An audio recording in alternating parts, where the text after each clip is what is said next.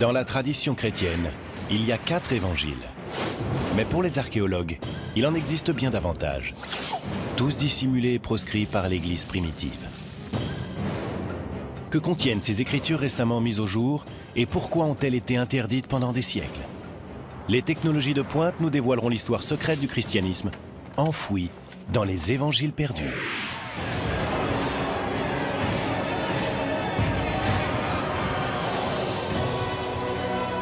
La Bible, un texte sacré pour des milliards d'individus, plein de miracles et de mystères. Pourtant, de nouvelles percées en matière de technologie suggèrent que ces incroyables miracles reposent sur des faits. La science peut-elle faire la lumière sur la vérité qui se cache derrière les plus grands mystères de la Bible?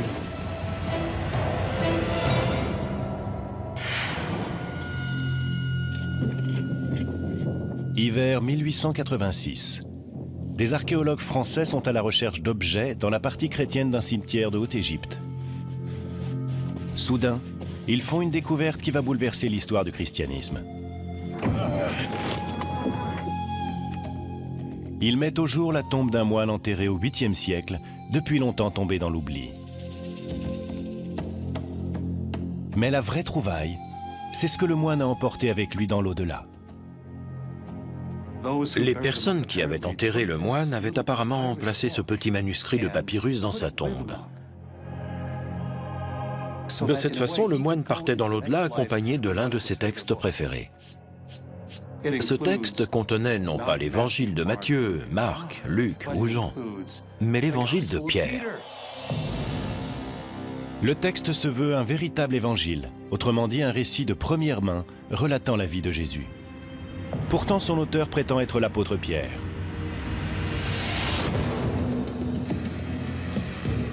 Pendant près de 2000 ans, tout ce que les chrétiens savaient de Jésus provenait des évangiles contenus dans la Bible chrétienne. Les récits faits par Matthieu, Marc, Luc et Jean. Peut-il réellement s'agir d'un récit perdu de la vie de Jésus, écrit par Simon-Pierre, le premier des apôtres? La découverte crée une véritable onde de choc parmi les spécialistes de la Bible. L'onde de choc se poursuit lorsque de nouveaux évangiles perdus sont retrouvés sur plusieurs sites de fouilles archéologiques. L'évangile de Thomas, l'évangile de Marie-Madeleine et même l'évangile de Judas.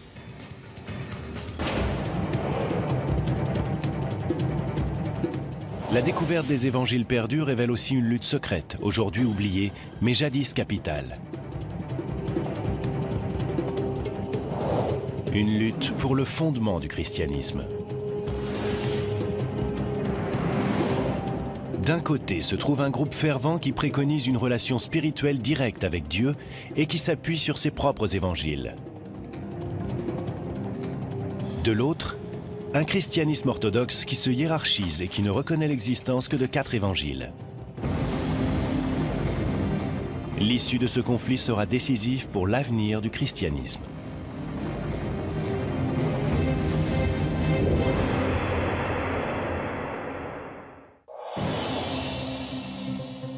Mais à l'aube du christianisme, il n'existe aucun évangile, ni aucune Bible chrétienne.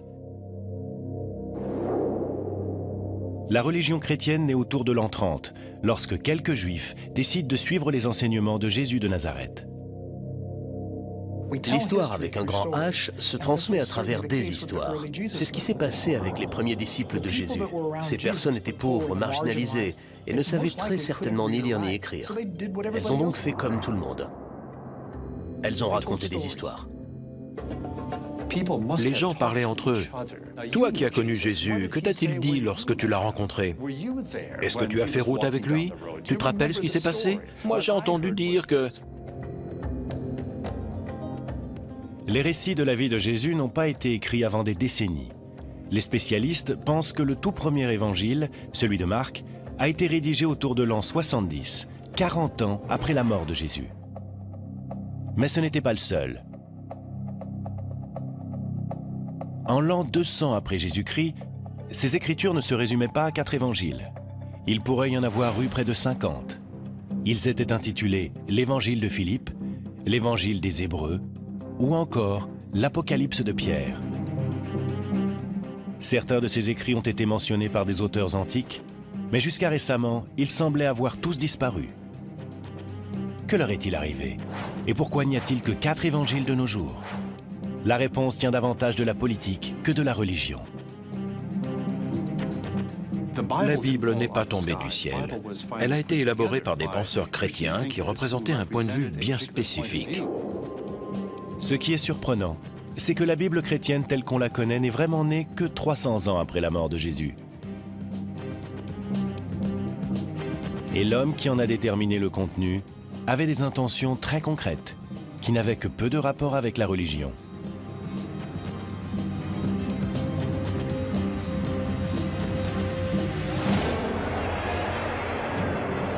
En l'an 312, un empereur romain du nom de Constantin, un païen qui croit en plusieurs dieux, prétend avoir eu une vision de la croix avant une bataille. Après sa victoire, il se convertit au christianisme et en fera même une religion d'État semi-officielle.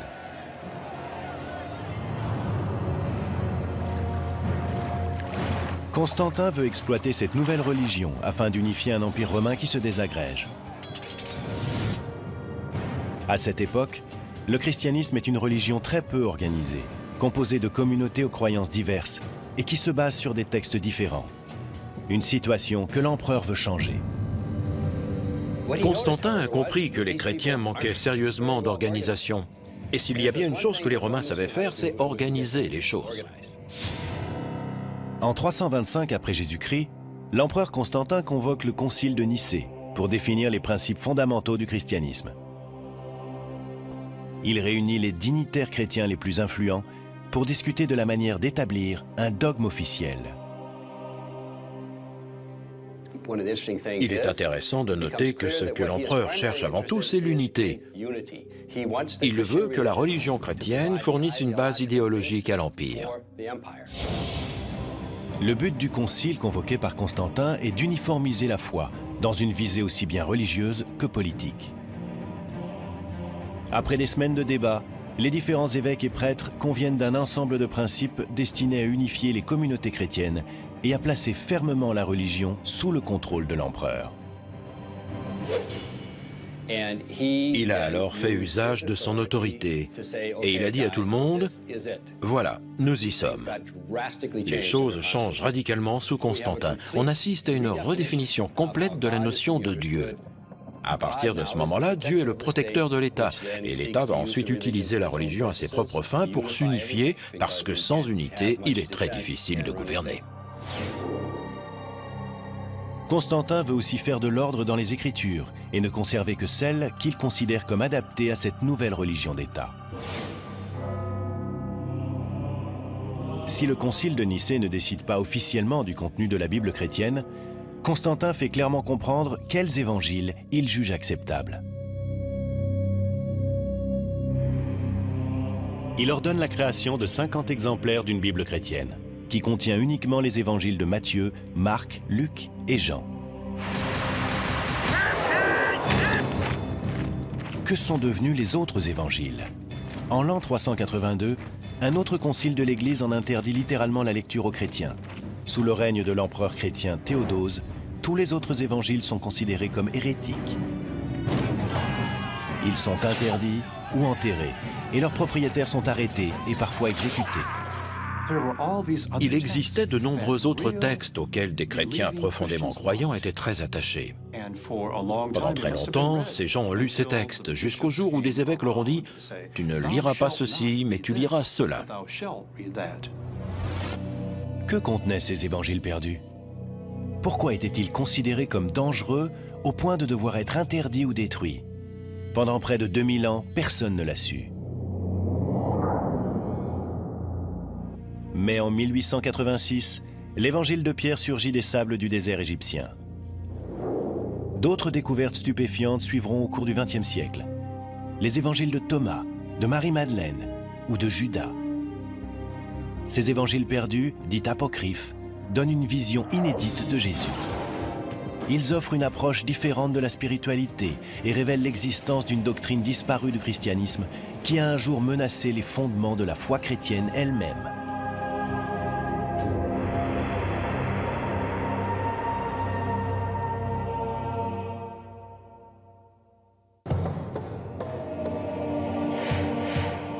Pendant près de 2000 ans, les chrétiens ont cru que seuls 4 évangiles racontaient l'histoire de Jésus de Nazareth.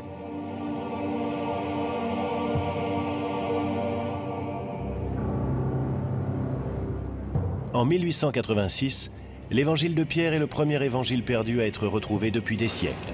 Cette découverte suggère l'existence d'une histoire secrète des Écritures interdites. En 1945, une découverte remarquable permet d'exhumer un vaste ensemble d'évangiles perdus. Ces textes vont conduire à réécrire toute l'histoire du christianisme. En Égypte, près d'une ville appelée Nag Hammadi, des paysans déterrent une jarre en argile, renfermant des manuscrits vieux de 18 siècles.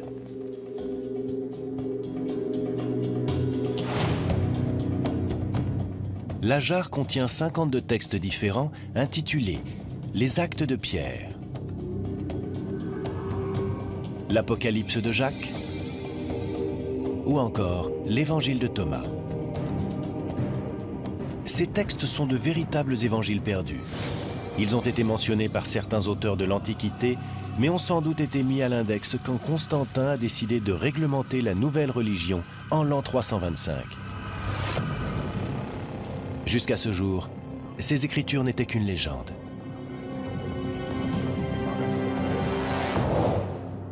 L'évangile de Thomas est peut-être le plus surprenant de ces textes perdus. L'évangile de Thomas est un document fascinant.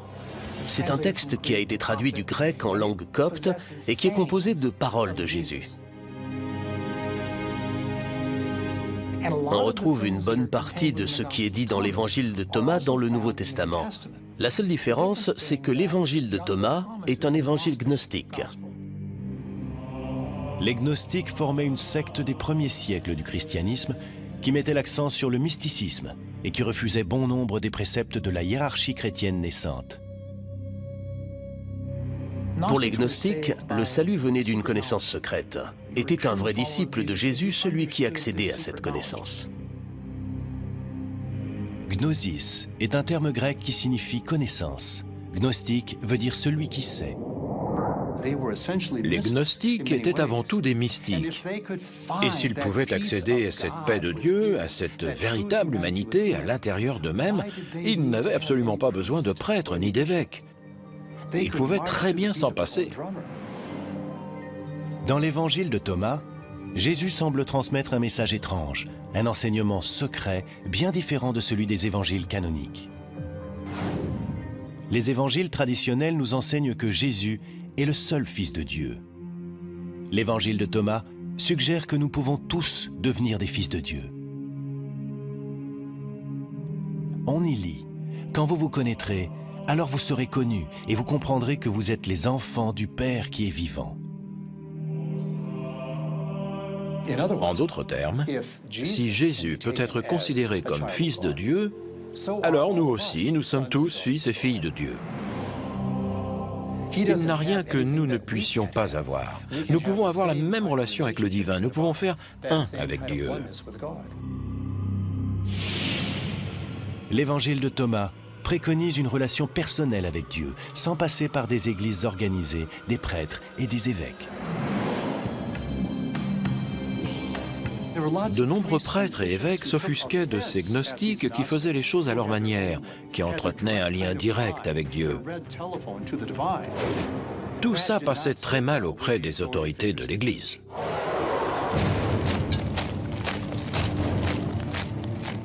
Et c'est peut-être pour cela que l'évangile de Thomas a été considéré comme une hérésie. L'indépendance des croyances gnostiques fragilisait la hiérarchie de l'Église. Les gnostiques jugeaient leurs propres évangiles tout aussi fondés, sinon plus, que ceux de Matthieu, Marc, Luc et Jean. Et dans le cas de l'évangile de Thomas, ils avaient peut-être raison. Lorsque ces évangiles gnostiques sont découverts en 1945, un problème délicat se pose. L'évangile perdu de Thomas pourrait être plus vieux que ceux de Matthieu, Marc, Luc et Jean. Il y a un débat parmi les spécialistes concernant la datation de l'évangile de Thomas. Ce que nous savons, c'est qu'il existe des papyrus grecs très anciens de l'évangile de Thomas. Il semble que certains fragments de cet évangile soient extrêmement vieux. En fait, certains fragments de l'évangile de Thomas pourraient remonter au tout début de l'Église. La plupart des spécialistes pensent que les 4 évangiles traditionnels ont été écrits dans la génération qui a suivi la mort de Jésus, 40 à 60 ans après les événements. Mais l'évangile de Thomas pourrait être plus ancien, compte tenu de sa forme plus simple. La différence entre l'évangile de Thomas et ceux du Nouveau Testament, c'est que l'évangile de Thomas ne contient que des paroles de Jésus. Il ne contient aucun miracle ni aucune histoire de la vie de Jésus. Le fait que cet évangile ne soit qu'un recueil des paroles de Jésus pourrait indiquer qu'il est plus ancien et que les éléments narratifs contenus dans les autres évangiles ont été écrits plus tard.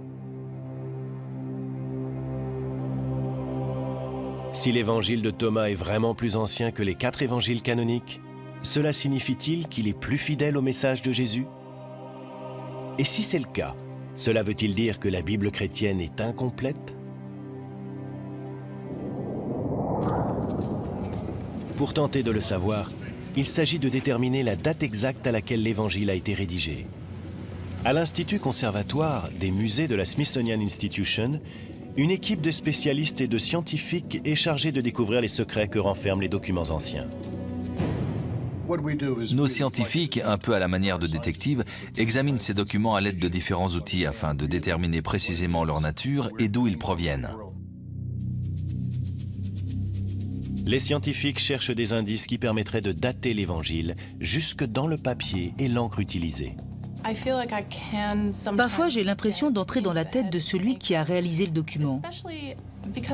Un conservateur doit en quelque sorte être capable de remonter le temps. Vous avez un objet qui est devant vous, il vous est parvenu dans un état bien précis, et il faut que vous déterminiez tout ce qui lui est arrivé. L'évangile de Thomas retrouvé à Nag Hammadi a fait l'objet d'une datation au carbone 14. On a ainsi découvert que le manuscrit remontait à une période comprise entre l'an 300 et l'an 400. Les plus vieux manuscrits des évangiles de Matthieu, Marc, Luc et Jean proviennent à peu près de la même période. Mais les spécialistes s'accordent à dire que tous ces évangiles sont sans doute des copies de textes bien plus anciens, car des auteurs antiques y font référence autour de l'an 150. Il est difficile de dater précisément l'évangile de Thomas, et sa datation est sujette à controverse. Est-il plus ancien et plus fidèle que ceux de Matthieu, Marc, Luc et Jean? Tant qu'une copie plus ancienne n'aura pas été découverte, cela restera un mystère. Mais quel que soit son âge, l'évangile de Thomas révèle un conflit entre 2 camps au sein du christianisme. Matthieu, Marc, Luc et Jean sont les étendards de l'Église traditionnelle, mais une tradition veut que les gnostiques aient eu l'appui de Marie-Madeleine elle-même.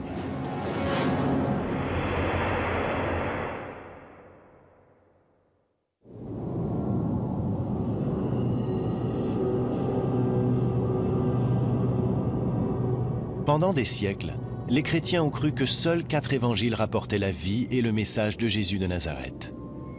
Mais cette croyance est balayée à la fin du XIXe siècle, avec la découverte des premiers évangiles perdus. L'un des plus fascinants de ces textes oubliés est retrouvé en Égypte en 1896.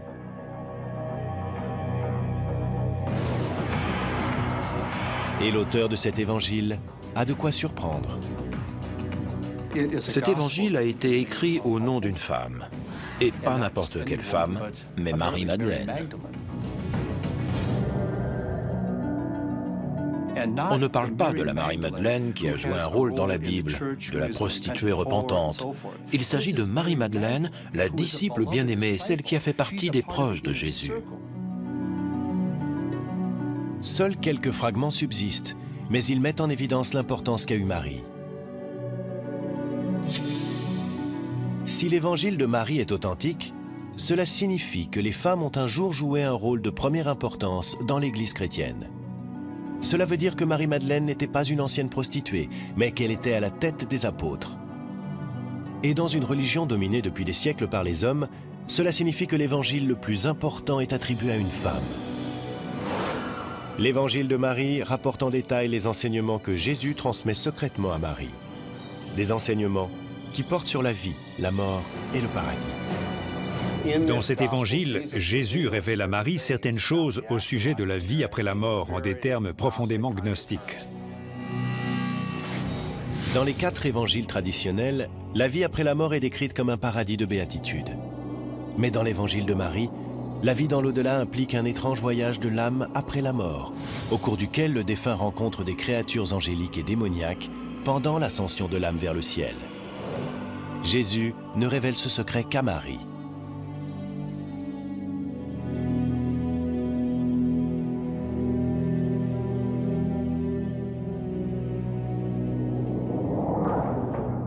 On lit dans le texte que Pierre, le premier des apôtres, réagit violemment en entendant une telle révélation. Pierre dit, « S'est-il réellement adressé à une femme à notre insu? Devons-nous nous tourner vers elle et tous l'écouter? L'a-t-il préféré à nous ?»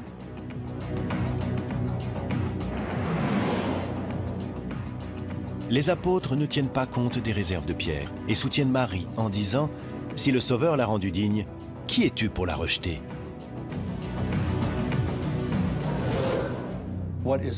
Ce qu'il est important de noter, c'est qu'il y avait un lien de type spirituel entre Marie et Jésus. Marie était considérée comme une personne perspicace, influente, quelqu'un qui savait motiver les autres. C'était là son véritable don. Elle comprenait l'esprit de Jésus et elle a su communiquer cela. Cet évangile nous donne un point de vue très différent du message de Jésus et il présente Marie-Madeleine comme celle qui comprend ce point de vue bien mieux que tous les autres disciples.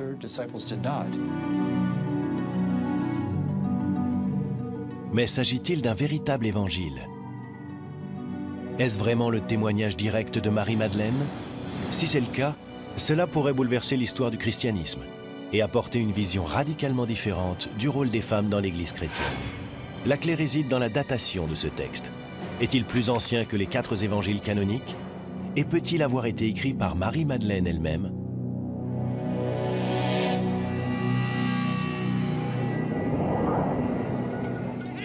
L'évangile de Marie a été découvert en 1896 à Akhmim, en Égypte. Une datation au carbone 14 nous apprend que le texte a été copié au 5e siècle. Mais au fil des années, des fragments de l'évangile de Marie ont été exhumés dans d'autres régions d'Égypte, et ils sont bien plus anciens. De nouvelles avancées technologiques peuvent permettre d'affiner la datation des plus petits fragments d'un texte ancien. En se servant d'un microscope 3D, les scientifiques peuvent examiner les fragments dans les moindres détails afin de déceler des indices permettant de les dater. À ce niveau de détail, un morceau de papyrus moderne ne ressemble en rien à un manuscrit ancien. Si ce papyrus avait 2000 ans, la surface ne serait pas aussi brillante. Elle serait bien plus mate, parce que les fibres seraient usées, et cela aurait créé comme des poils, un peu comme sur du daim. Des tests de ce type ont permis de dater très précisément les plus vieux fragments de l'évangile de Marie. Ces fragments ont été rédigés autour de l'an 200. La langue et le vocabulaire employés suggèrent aussi que cet évangile a été écrit au IIe siècle et non du temps de Jésus. Il est donc très peu probable que Marie-Madeleine ait écrit l'évangile qui porte son nom. La plupart des spécialistes pensent qu'on doit sa création à un chrétien gnostique du IIe siècle qui voulait invoquer l'autorité d'une femme apôtre. On ignore qui a rédigé ce manuscrit, mais beaucoup pensent percevoir dans ce texte la voix et le point de vue d'une femme. Il est possible qu'enfin, on nous donne à entendre une voix qui est étouffée dans les autres évangiles. Le plus important peut-être, c'est que l'évangile de Marie révèle l'existence d'un conflit au sein de l'Église primitive au sujet du rôle des femmes. L'autorité exercée par les femmes dans les premiers siècles de l'histoire chrétienne est un thème passionnant à étudier, et l'évangile de Marie témoigne de cette autorité. Le fait que Marie exerce une autorité tout en étant une femme est un concept révolutionnaire dans l'Église primitive. L'existence d'un évangile de Marie indique qu'il y avait des groupes tels que les gnostiques qui étaient bien plus ouverts à l'idée d'intégrer les femmes dans leur communauté pour qu'elles en deviennent des membres à part entière. Certains membres de l'Église orthodoxe qui émergeaient à cette époque s'en plaignaient. Ils se disaient « Quoi? Il y a des femmes qui administrent les sacrements? Il y a des femmes ordonnées parmi les gnostiques? Quelle honte !» Les gnostiques, eux, ne voyaient aucune honte à cela. Le fait qu'il existe un évangile de Marie est parfaitement en accord avec leur doctrine.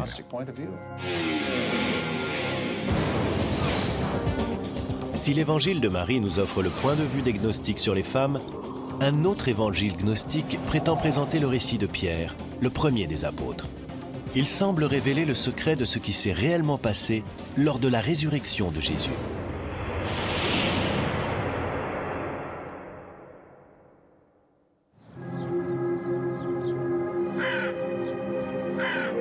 En 1886, lors de fouilles en Égypte, des archéologues français exhument une ancienne tombe chrétienne qui recèle un trésor extraordinaire. Entre les mains d'un moine du 8e siècle se trouve un manuscrit intitulé « L'Évangile de Pierre ». C'est l'un des tout premiers évangiles perdus à être découvert. S'agit-il vraiment d'un récit perdu de la vie de Jésus, écrit par Simon-Pierre, le premier des apôtres? Si tel est le cas, cela changerait l'histoire du christianisme, car l'évangile de Pierre nous livre une version bien différente de la vie de Jésus. Ce texte est très précieux et très intéressant. Il contient une histoire ancienne, mais une histoire complètement différente. Dans l'évangile de Pierre, les Romains sont étonnamment sympathiques. On y lit que Jésus n'a pas souffert sur la croix. Mais ce qu'il y a de plus frappant, c'est que l'évangile de Pierre est présenté comme un témoignage direct de la résurrection elle-même. C'est le seul évangile que l'on connaisse qui tente de raconter ce qui s'est passé pendant la résurrection. Tous les évangiles de la Bible évoquent ce qui s'est passé après la résurrection, à partir de la découverte du tombeau vide. Mais ils ne nous parlent pas du moment de la résurrection elle-même. La description commence le 3e matin qui suit la mort de Jésus, alors que des soldats romains gardent le tombeau du Messie.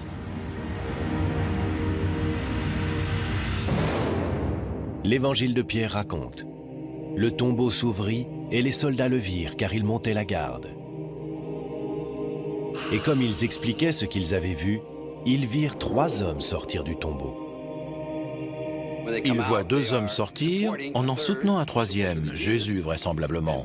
Puis une voix grave se fait entendre et dit « As-tu prêché? As-tu prêché à ceux qui sont morts ?»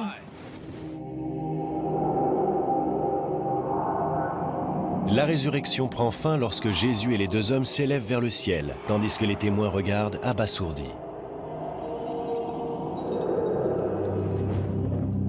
L'évangile se termine par une phrase qui présente le récit comme un témoignage direct de l'apôtre Pierre lui-même.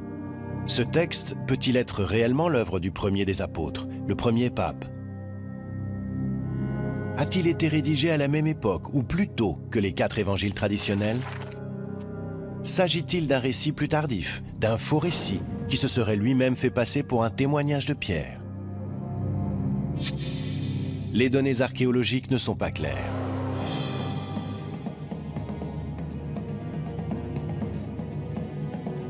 Le manuscrit découvert en 1886 a été daté du 8e siècle, soit 7 siècles après la mort de Jésus et de l'apôtre Pierre. Des fragments ont été retrouvés sur d'autres sites.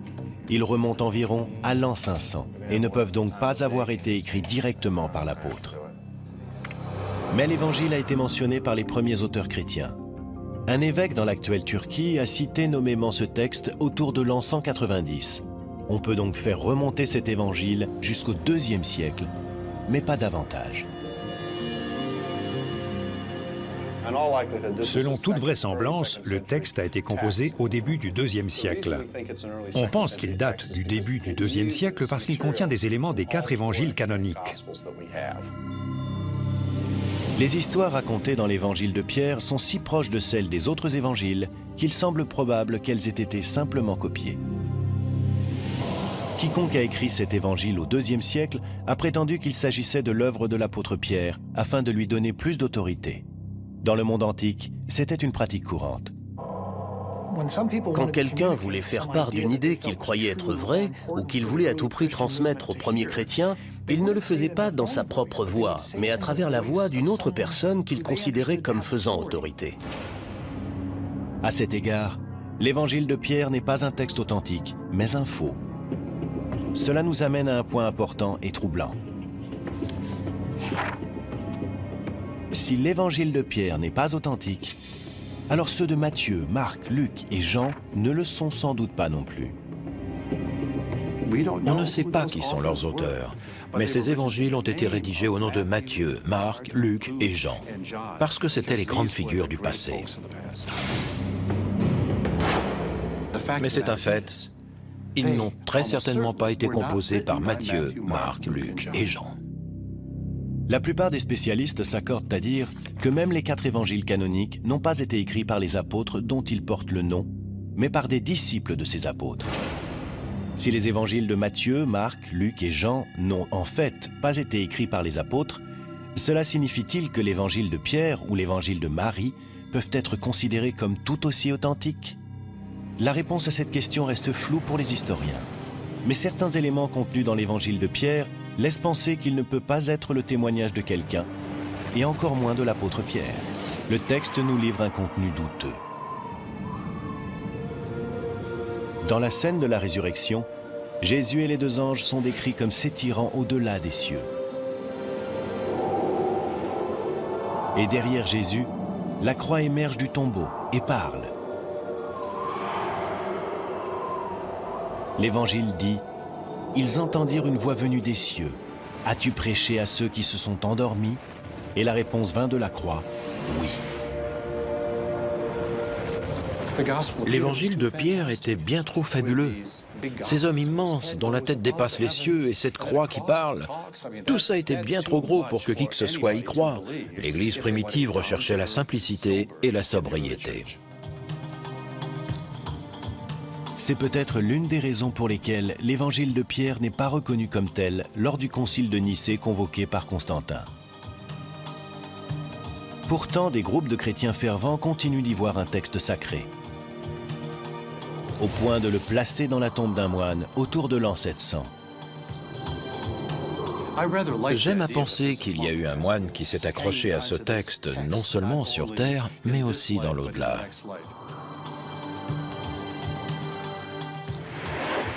L'évangile de Pierre est découvert en 1886. C'est l'un des premiers évangiles perdus à être retrouvé. La plus récente découverte d'évangiles apocryphes ne date que de 2006. Un texte qui provoque immédiatement la controverse, car il aurait été écrit par celui qui a trahi Jésus, Judas.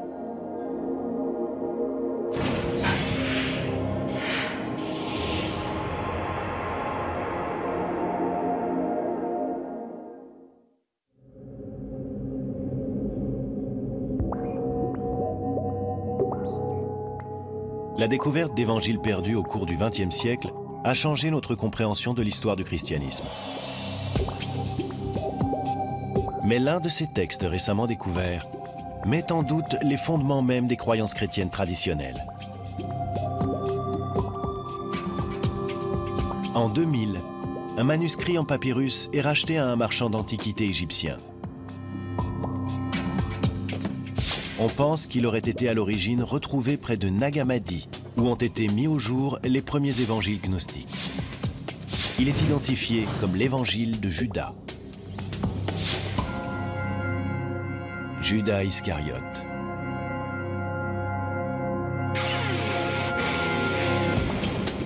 Quand l'Évangile a été publié, on a lu partout que Judas était en fait un héros. Il n'était plus celui qui avait trahi Jésus, comme on le décrivait dans les évangiles bibliques, mais celui qui était loué dans les cieux parce qu'il avait simplement accompli la volonté de Dieu. Dans le récit qui est traditionnellement fait de la crucifixion, Judas livre Jésus aux Romains. Dès lors, il est considéré comme un traître. Mais dans l'évangile de Judas, la trahison devient une histoire de sacrifice personnel. Dans ce texte, Jésus voit en lui le plus sage des apôtres.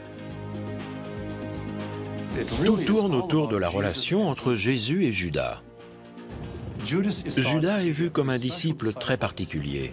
Il est celui qui reçoit l'enseignement, il est celui qui semble comprendre le mieux qui est véritablement Jésus.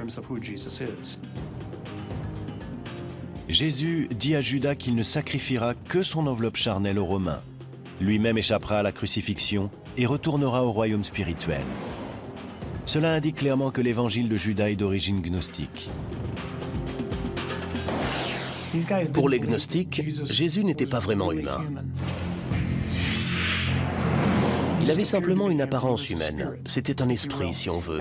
L'idée fondamentale du gnosticisme, c'était de se débarrasser de cette enveloppe, de ce vêtement, de cet élément humain de façon à pouvoir retourner à cette forme pure d'esprit. L'évangile de Judas opère un remarquable renversement par rapport aux évangiles chrétiens canoniques et déclenche immédiatement la controverse dès sa publication en 2006. S'il s'agit d'un authentique évangile écrit par Judas, cela bouleverserait l'histoire et la théologie chrétienne. Mais bon nombre de spécialistes pensent que l'évangile de Judas ne peut être qu'un faux.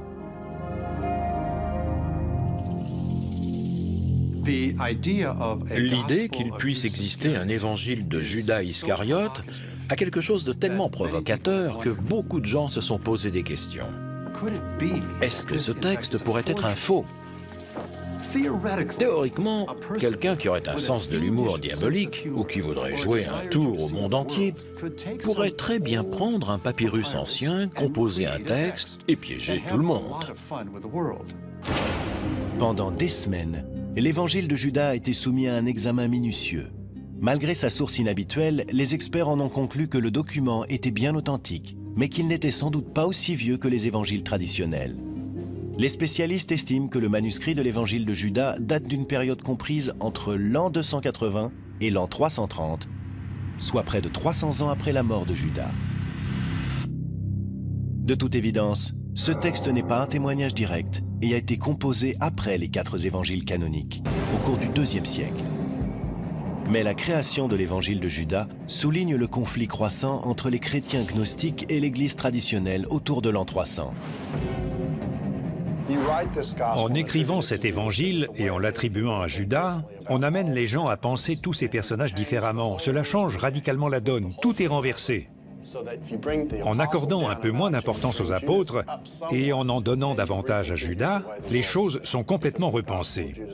L'évangile de Judas est une critique très vive de l'Église et de ses racines apostoliques.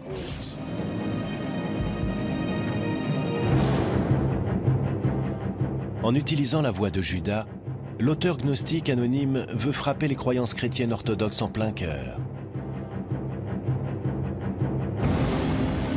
Alors que les chrétiens gnostiques multiplient les provocations, les autorités de l'Église orthodoxe commencent à organiser leur riposte.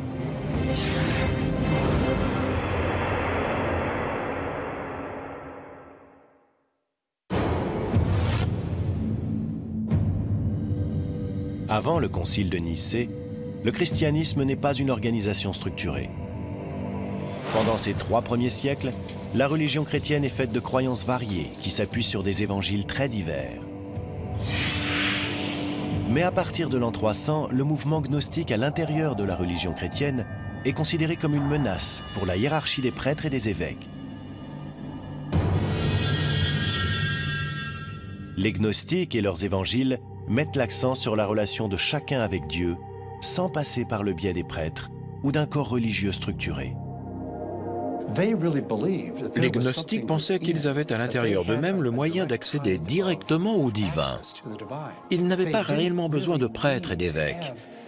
Ils n'avaient pas besoin de suivre ce type d'autorité.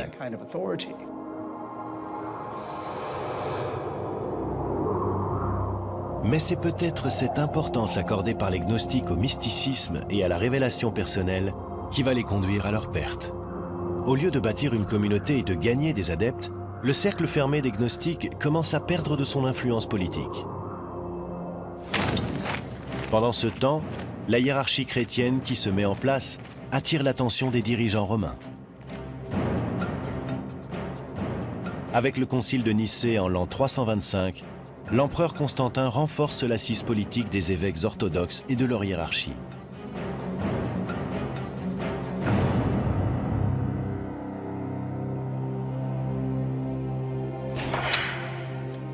Les 4 évangiles de Matthieu, Marc, Luc et Jean sont retenus.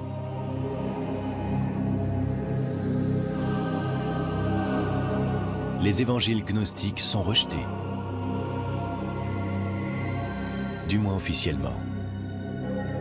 Il est important de bien garder à l'esprit que certains croyants étaient très attachés à ces évangiles qui ne figurent pas dans le Nouveau Testament. Ils ont longtemps été lus. Mais que nous dit cette évolution fondamentale du Nouveau Testament de la légitimité des évangiles perdus? L'étude des évangiles perdus est tout à fait fascinante.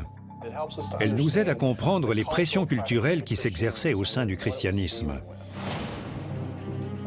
C'est assez passionnant d'imaginer ce qui aurait pu se passer à Nicée et par la suite si c'était une perspective gnostique qui l'avait emporté. Je pense que le fait d'être un disciple de Jésus aurait eu une dimension plus mystique, quelque chose de plus intime. L'Église aurait été très différente, avec des caractéristiques tout autres et un sens plus mystique.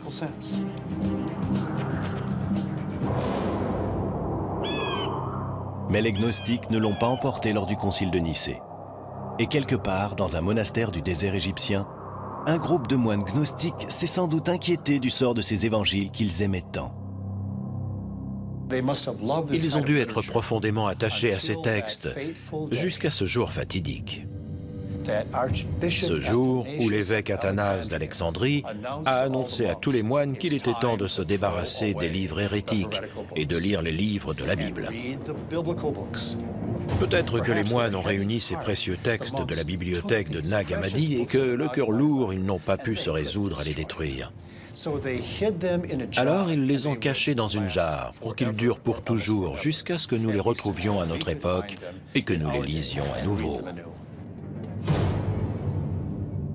Pendant des millénaires, les 4 évangiles du Nouveau Testament contenus dans la Bible ont été présentés comme la véritable histoire de Jésus. Pour certains, les évangiles perdus révèlent la voie que le christianisme n'a pas empruntée. Pour d'autres, elle ne l'a pas été pour une bonne raison. On dit que parfois, l'histoire est écrite par les vainqueurs, mais qu'un jour, c'est au tour des vaincus d'être entendus. Il est intéressant d'entendre le point de vue des vaincus, mais il ne faut pas oublier la suite de la phrase, qui est que parfois, les vainqueurs méritent de gagner. Des siècles après avoir été enfouis dans les sables du désert, les évangiles perdus restent controversés. Peut-être est-ce là la preuve du pouvoir qu'a la parole écrite de se faire porteuse de foi, d'espoir et de mystère à travers les siècles et dans le monde entier.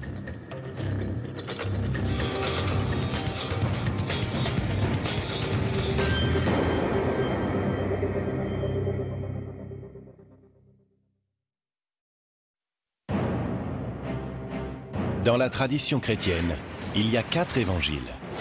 Mais pour les archéologues, il en existe bien davantage, tous dissimulés et proscrits par l'Église primitive.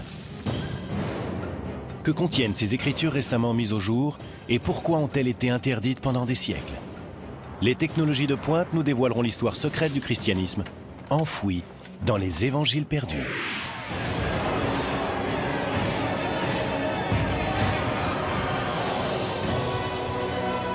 La Bible, un texte sacré pour des milliards d'individus, plein de miracles et de mystères. Pourtant, de nouvelles percées en matière de technologie suggèrent que ces incroyables miracles reposent sur des faits. La science peut-elle faire la lumière sur la vérité qui se cache derrière les plus grands mystères de la Bible?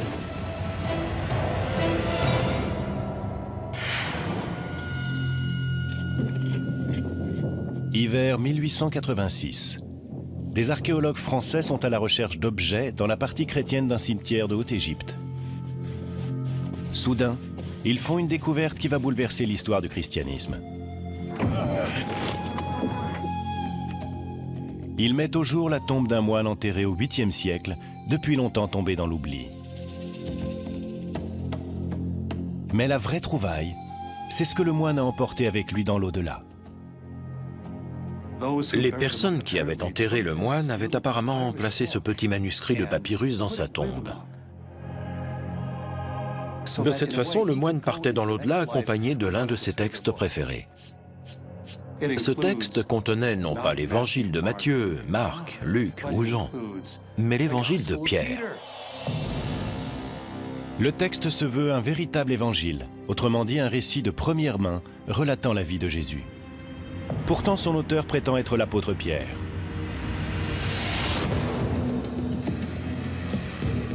Pendant près de 2000 ans, tout ce que les chrétiens savaient de Jésus provenait des évangiles contenus dans la Bible chrétienne, les récits faits par Matthieu, Marc, Luc et Jean. Peut-il réellement s'agir d'un récit perdu de la vie de Jésus, écrit par Simon-Pierre, le premier des apôtres? La découverte crée une véritable onde de choc parmi les spécialistes de la Bible.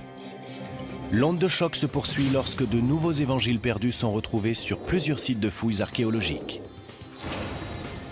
L'évangile de Thomas, l'évangile de Marie-Madeleine et même l'évangile de Judas.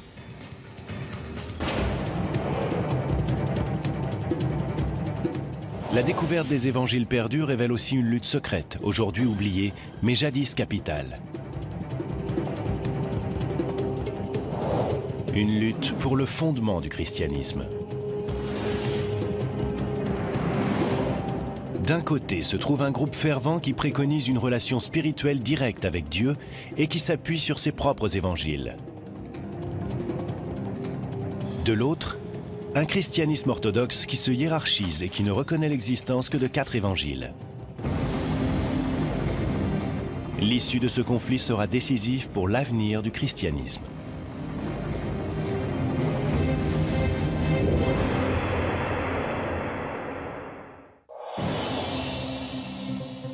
Mais à l'aube du christianisme, il n'existe aucun évangile, ni aucune Bible chrétienne.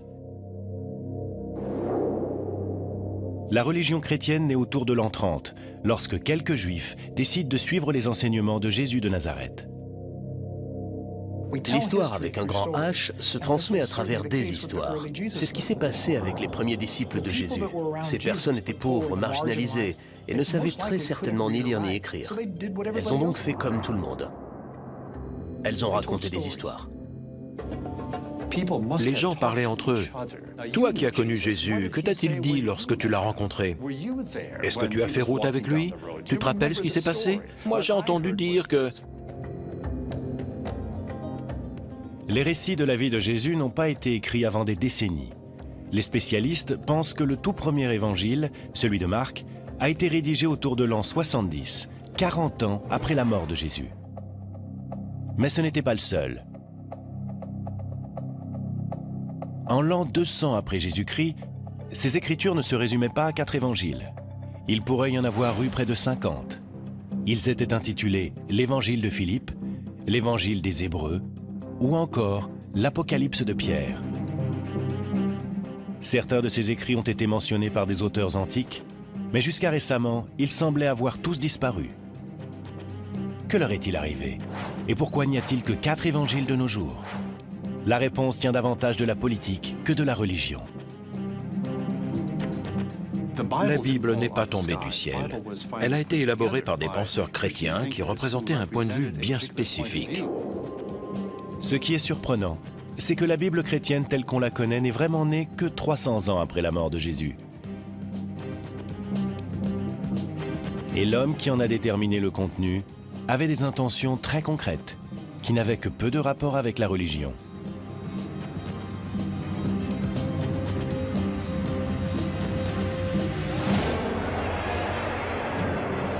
En l'an 312, un empereur romain du nom de Constantin, un païen qui croit en plusieurs dieux, prétend avoir eu une vision de la croix avant une bataille. Après sa victoire, il se convertit au christianisme et en fera même une religion d'État semi-officielle.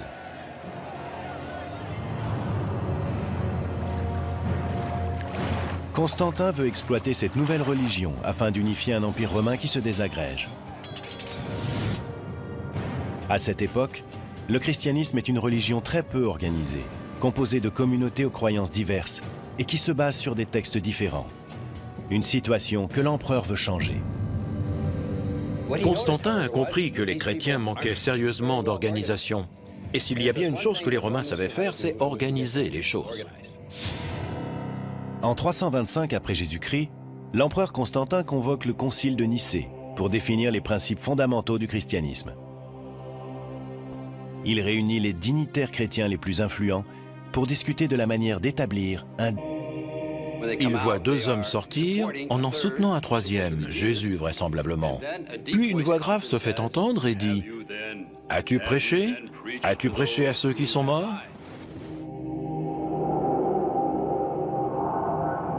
La résurrection prend fin lorsque Jésus et les deux hommes s'élèvent vers le ciel, tandis que les témoins regardent abasourdis.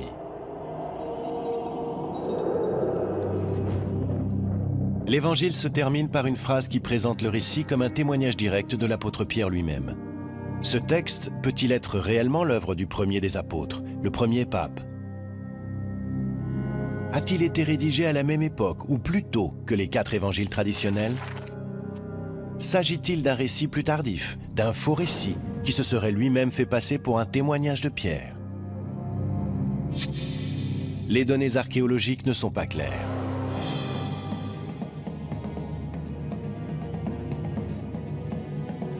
Le manuscrit découvert en 1886 a été daté du 8e siècle, soit 7 siècles après la mort de Jésus et de l'apôtre Pierre. Des fragments ont été retrouvés sur d'autres sites. Ils remontent environ à l'an 500 et ne peuvent donc pas avoir été écrits directement par l'apôtre. Mais l'évangile a été mentionné par les premiers auteurs chrétiens. Un évêque dans l'actuelle Turquie a cité nommément ce texte autour de l'an 190. On peut donc faire remonter cet évangile jusqu'au 2e siècle, mais pas davantage. Selon toute vraisemblance, le texte a été composé au début du 2e siècle. On pense qu'il date du début du 2e siècle parce qu'il contient des éléments des 4 évangiles canoniques. Les histoires racontées dans l'évangile de Pierre sont si proches de celles des autres évangiles qu'il semble probable qu'elles aient été simplement copiées. Quiconque a écrit cet évangile au 2e siècle a prétendu qu'il s'agissait de l'œuvre de l'apôtre Pierre afin de lui donner plus d'autorité. Dans le monde antique, c'était une pratique courante. Quand quelqu'un voulait faire part d'une idée qu'il croyait être vraie ou qu'il voulait à tout prix transmettre aux premiers chrétiens, il ne le faisait pas dans sa propre voix, mais à travers la voix d'une autre personne qu'il considérait comme faisant autorité. À cet égard, l'évangile de Pierre n'est pas un texte authentique, mais un faux. Cela nous amène à un point important et troublant. Si l'évangile de Pierre n'est pas authentique, alors ceux de Matthieu, Marc, Luc et Jean ne le sont sans doute pas non plus. On ne sait pas qui sont leurs auteurs, mais ces évangiles ont été rédigés au nom de Matthieu, Marc, Luc et Jean, parce que c'étaient les grandes figures du passé. Mais c'est un fait, ils n'ont très certainement pas été composés par Matthieu, Marc, Luc et Jean. La plupart des spécialistes s'accordent à dire que même les 4 évangiles canoniques n'ont pas été écrits par les apôtres dont ils portent le nom, mais par des disciples de ces apôtres. Si les évangiles de Matthieu, Marc, Luc et Jean n'ont en fait pas été écrits par les apôtres, cela signifie-t-il que l'évangile de Pierre ou l'évangile de Marie peuvent être considérés comme tout aussi authentiques? La réponse à cette question reste floue pour les historiens. Mais certains éléments contenus dans l'évangile de Pierre laissent penser qu'il ne peut pas être le témoignage de quelqu'un, et encore moins de l'apôtre Pierre. Le texte nous livre un contenu douteux. Dans la scène de la résurrection, Jésus et les 2 anges sont décrits comme s'étirant au-delà des cieux. Et derrière Jésus, la croix émerge du tombeau et parle. L'Évangile dit « Ils entendirent une voix venue des cieux. As-tu prêché à ceux qui se sont endormis ?» Et la réponse vint de la croix « Oui ». L'évangile de Pierre était bien trop fabuleux. Ces hommes immenses dont la tête dépasse les cieux et cette croix qui parle, tout ça était bien trop gros pour que qui que ce soit y croie. L'Église primitive recherchait la simplicité et la sobriété. C'est peut-être l'une des raisons pour lesquelles l'évangile de Pierre n'est pas reconnu comme tel lors du concile de Nicée convoqué par Constantin. Pourtant, des groupes de chrétiens fervents continuent d'y voir un texte sacré, au point de le placer dans la tombe d'un moine autour de l'an 700. J'aime à penser qu'il y a eu un moine qui s'est accroché à ce texte, non seulement sur terre, mais aussi dans l'au-delà.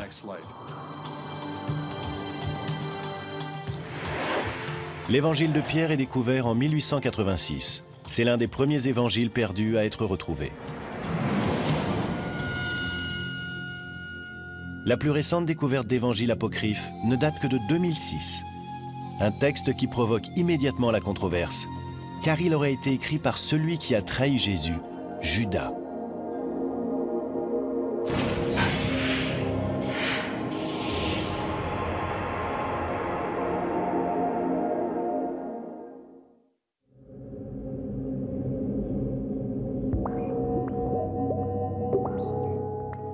La découverte d'évangiles perdus au cours du XXe siècle a changé notre compréhension de l'histoire du christianisme. Mais l'un de ces textes récemment découverts met en doute les fondements même des croyances chrétiennes traditionnelles. En 2000, un manuscrit en papyrus est racheté à un marchand d'antiquités égyptien. On pense qu'il aurait été à l'origine retrouvé près de Nag Hammadi, où ont été mis au jour les premiers évangiles gnostiques. Il est identifié comme l'évangile de Judas. Judas Iscariote.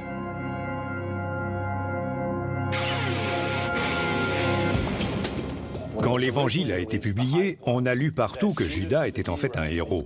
Il n'était plus celui qui avait trahi Jésus, comme on le décrivait dans les évangiles bibliques, mais celui qui était loué dans les cieux parce qu'il avait simplement accompli la volonté de Dieu. Dans le récit qui est traditionnellement fait de la crucifixion, Judas livre Jésus aux Romains. Dès lors, il est considéré comme un traître. Mais dans l'évangile de Judas, l'Église organisée, des prêtres et des évêques. De nombreux prêtres et évêques s'offusquaient de ces gnostiques qui faisaient les choses à leur manière, qui entretenaient un lien direct avec Dieu. Tout ça passait très mal auprès des autorités de l'Église.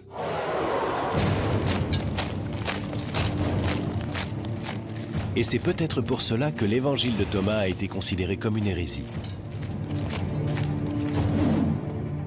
L'indépendance des croyances gnostiques fragilisait la hiérarchie de l'Église.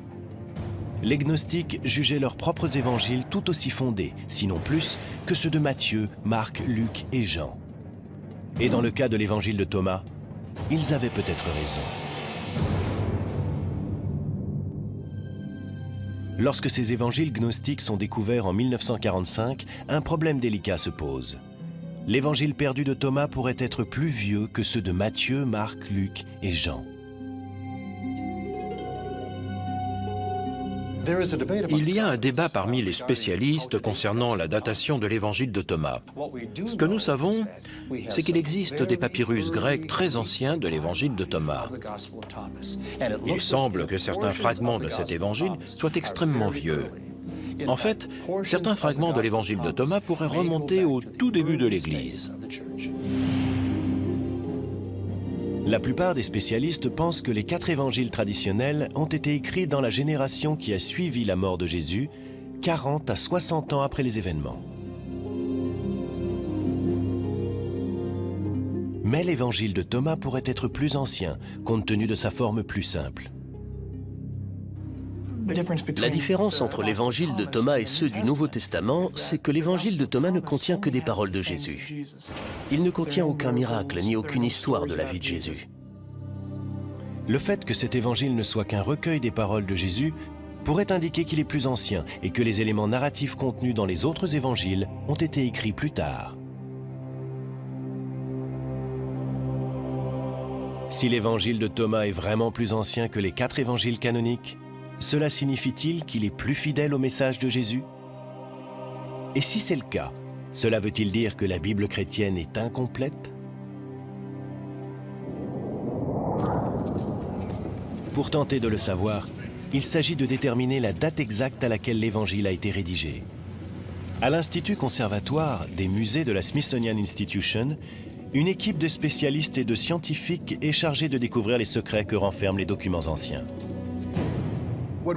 Nos scientifiques, un peu à la manière de détectives, examinent ces documents à l'aide de différents outils afin de déterminer précisément leur nature et d'où ils proviennent. Les scientifiques cherchent des indices qui permettraient de dater l'Évangile jusque dans le papier et l'encre utilisée. Parfois, j'ai l'impression d'entrer dans la tête de celui qui a réalisé le document. Un conservateur doit en quelque sorte être capable de remonter le temps. Vous avez un objet qui est devant vous, il vous est parvenu dans un état bien précis, et il faut que vous déterminiez tout ce qui lui est arrivé. L'évangile de Thomas retrouvé à Nag Hammadi a fait l'objet d'une datation au carbone 14. On a ainsi découvert que le manuscrit remontait à une période comprise entre l'an 300 et l'an 400. Les plus vieux manuscrits des évangiles de Matthieu, Marc, Luc et Jean proviennent à peu près de la même période. Mais les spécialistes s'accordent à dire que tous ces évangiles sont sans doute des copies de textes bien plus anciens, car des auteurs antiques y font référence autour de l'an 150. Il est difficile de dater précisément l'évangile de Thomas, et sa datation est sujette à controverse. Est-il plus ancien et plus fidèle que ceux de Matthieu, Marc, Luc et Jean? Tant qu'une copie plus ancienne n'aura pas été découverte, cela restera un mystère. Mais quel que soit son âge, l'évangile de Thomas révèle un conflit entre 2 camps au sein du christianisme. Matthieu, Marc, Luc et Jean sont les étendards de l'Église traditionnelle, mais une tradition veut que les gnostiques aient eu l'appui de Marie-Madeleine elle-même.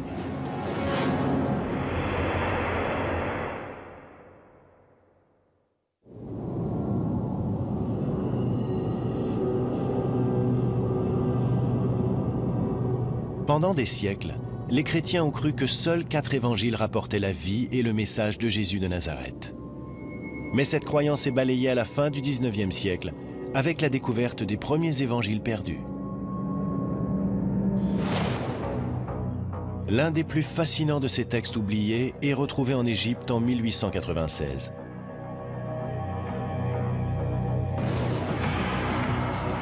Et l'auteur de cet évangile a de quoi surprendre. Cet évangile a été écrit au nom d'une femme. Et pas n'importe quelle femme, mais Marie-Madeleine. On ne parle pas de la Marie-Madeleine qui a joué un rôle dans la Bible, de la prostituée repentante. Il s'agit de Marie-Madeleine, la disciple bien-aimée, celle qui a fait partie des proches de Jésus. Seuls quelques fragments subsistent, mais ils mettent en évidence l'importance qu'a eue Marie. Si l'évangile de Marie est authentique, cela signifie que les femmes ont un jour joué un rôle de première importance dans l'Église chrétienne. Cela veut dire que Marie-Madeleine n'était pas une ancienne prostituée, mais qu'elle était à la tête des apôtres. Et dans une religion dominée depuis des siècles par les hommes, cela signifie que l'évangile le plus important est attribué à une femme. L'évangile de Marie rapporte en détail les enseignements que Jésus transmet secrètement à Marie. Des enseignements qui portent sur la vie, la mort et le paradis. Dans cet évangile, Jésus révèle à Marie certaines choses au sujet de la vie après la mort en des termes profondément gnostiques. Dans les 4 évangiles traditionnels, la vie après la mort est décrite comme un paradis de béatitude. Mais dans l'évangile de Marie, la vie dans l'au-delà implique un étrange voyage de l'âme après la mort, au cours duquel le défunt rencontre des créatures angéliques et démoniaques pendant l'ascension de l'âme vers le ciel. Jésus ne révèle ce secret qu'à Marie.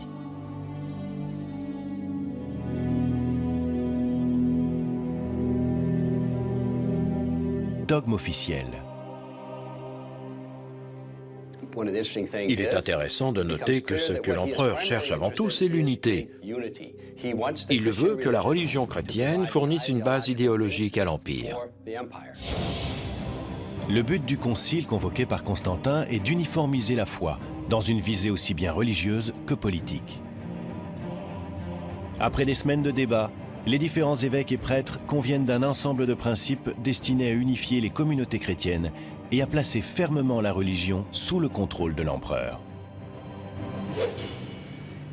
Il a alors fait usage de son autorité et il a dit à tout le monde, voilà, nous y sommes.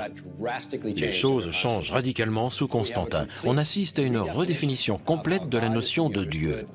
À partir de ce moment-là, Dieu est le protecteur de l'État, et l'État va ensuite utiliser la religion à ses propres fins pour s'unifier, parce que sans unité, il est très difficile de gouverner. Constantin veut aussi faire de l'ordre dans les Écritures et ne conserver que celles qu'il considère comme adaptées à cette nouvelle religion d'État. Si le concile de Nicée ne décide pas officiellement du contenu de la Bible chrétienne, Constantin fait clairement comprendre quels évangiles il juge acceptables.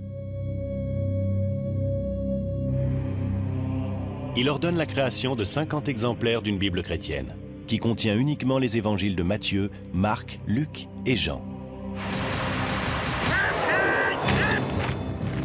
Que sont devenus les autres évangiles?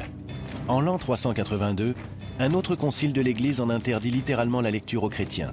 Sous le règne de l'empereur chrétien Théodose, tous les autres évangiles sont considérés comme hérétiques. Ils sont interdits ou enterrés, et leurs propriétaires sont arrêtés et parfois exécutés. Il existait de nombreux autres textes auxquels des chrétiens profondément croyants étaient très attachés.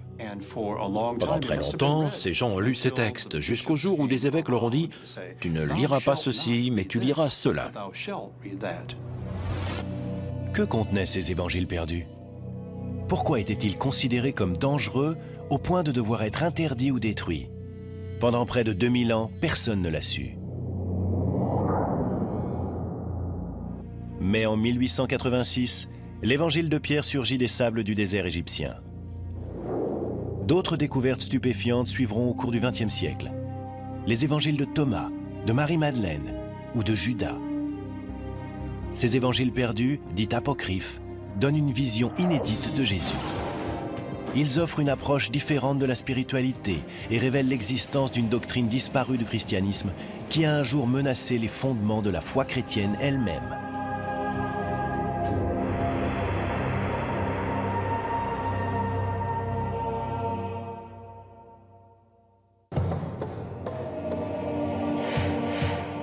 Pendant près de 2000 ans, les chrétiens ont cru que seuls 4 évangiles racontaient l'histoire de Jésus de Nazareth.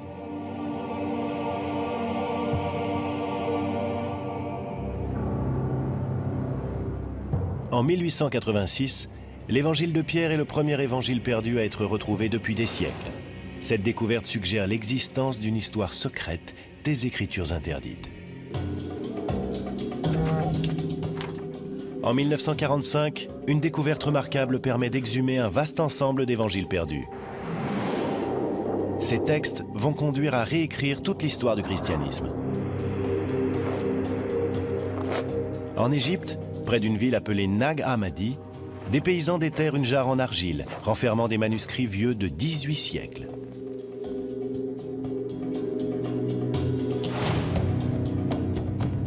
La jarre contient 52 textes différents intitulés « Les actes de Pierre », « l'Apocalypse de Jacques » ou encore « l'Évangile de Thomas ». Ces textes sont de véritables évangiles perdus. Ils ont été mentionnés par certains auteurs de l'Antiquité, mais ont sans doute été mis à l'index quand Constantin a décidé de réglementer la nouvelle religion en l'an 325. Jusqu'à ce jour, ces écritures n'étaient qu'une légende.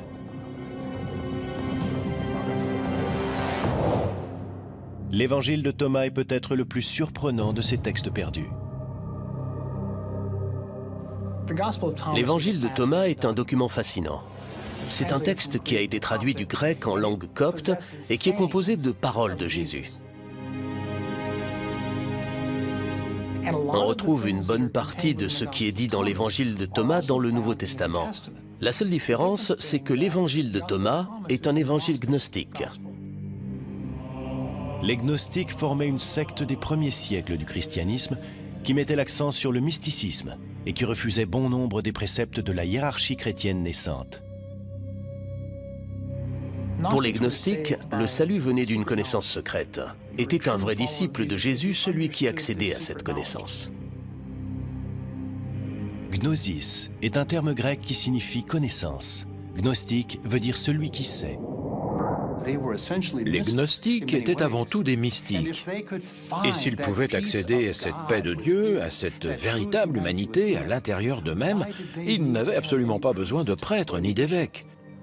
Ils pouvaient très bien s'en passer. Dans l'évangile de Thomas, Jésus semble transmettre un message étrange, un enseignement secret bien différent de celui des évangiles canoniques. Les évangiles traditionnels nous enseignent que Jésus est le seul Fils de Dieu. L'évangile de Thomas suggère que nous pouvons tous devenir des fils de Dieu. On y lit « Quand vous vous connaîtrez, alors vous serez connus et vous comprendrez que vous êtes les enfants du Père qui est vivant. » En d'autres termes, si Jésus peut être considéré comme Fils de Dieu, alors nous aussi, nous sommes tous fils et filles de Dieu.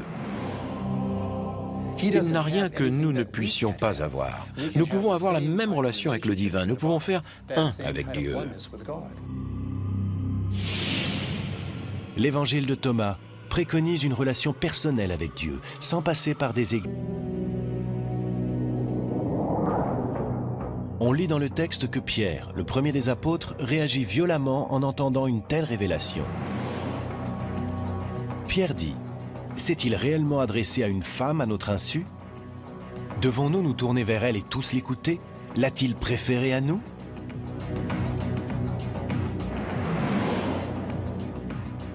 Les apôtres ne tiennent pas compte des réserves de Pierre et soutiennent Marie en disant « Si le Sauveur l'a rendue digne, qui es-tu pour la rejeter ?»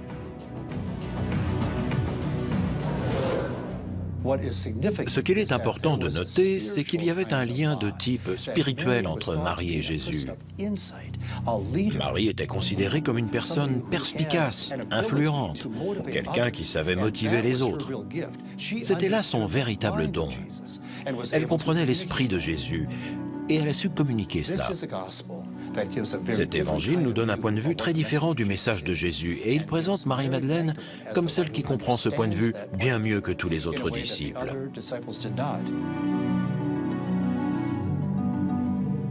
Mais s'agit-il d'un véritable évangile? Est-ce vraiment le témoignage direct de Marie-Madeleine? Si c'est le cas, cela pourrait bouleverser l'histoire du christianisme et apporter une vision radicalement différente du rôle des femmes dans l'Église chrétienne. La clé réside dans la datation de ce texte. Est-il plus ancien que les 4 évangiles canoniques?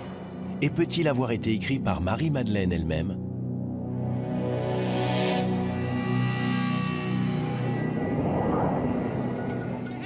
L'évangile de Marie a été découvert en 1896 à Akhmim, en Égypte.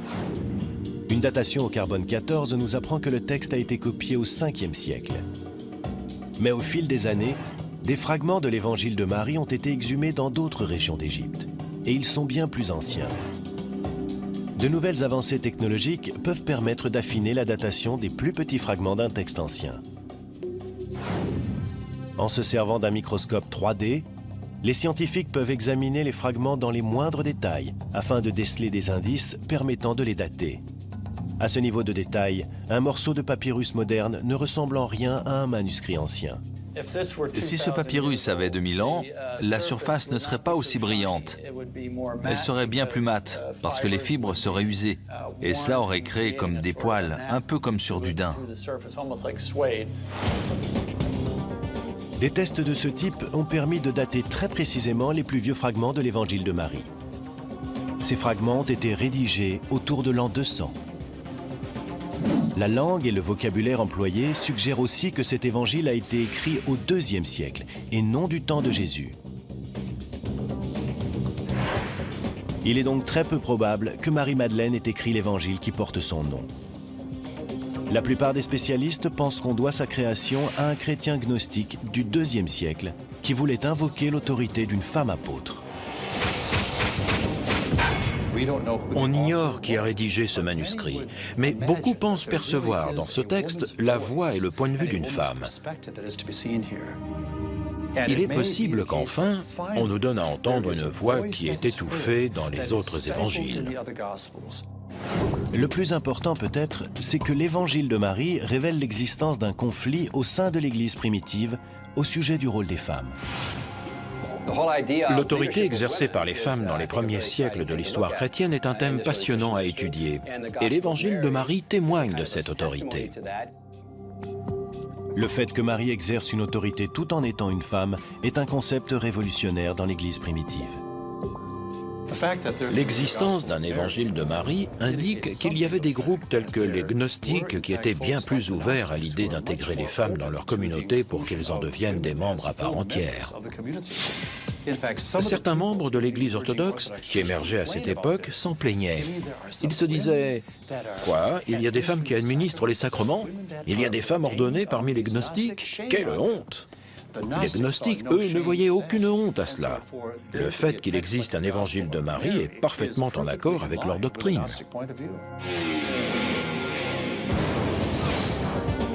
Si l'évangile de Marie nous offre le point de vue des gnostiques sur les femmes, un autre évangile gnostique prétend présenter le récit de Pierre, le premier des apôtres. Il semble révéler le secret de ce qui s'est réellement passé lors de la résurrection de Jésus.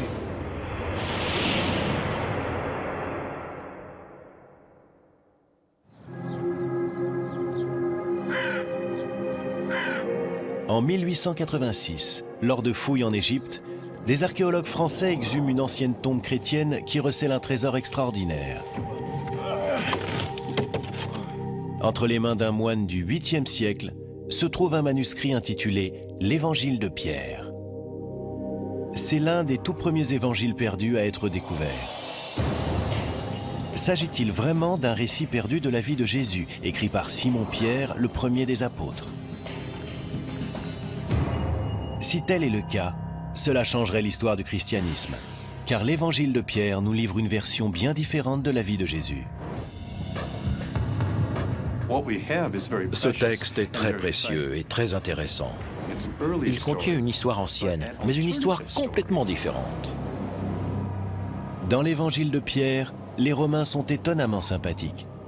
On y lit que Jésus n'a pas souffert sur la croix. Mais ce qu'il y a de plus frappant, c'est que l'évangile de Pierre est présenté comme un témoignage direct de la résurrection elle-même. C'est le seul évangile que l'on connaisse qui tente de raconter ce qui s'est passé pendant la résurrection. Tous les évangiles de la Bible évoquent ce qui s'est passé après la résurrection, à partir de la découverte du tombeau vide. Mais ils ne nous parlent pas du moment de la résurrection elle-même. La description commence le 3e matin qui suit la mort de Jésus, alors que des soldats romains gardent le tombeau du Messie.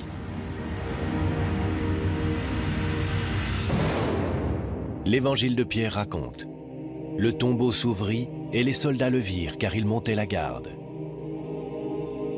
Et comme ils expliquaient ce qu'ils avaient vu, ils virent 3 hommes sortir du tombeau.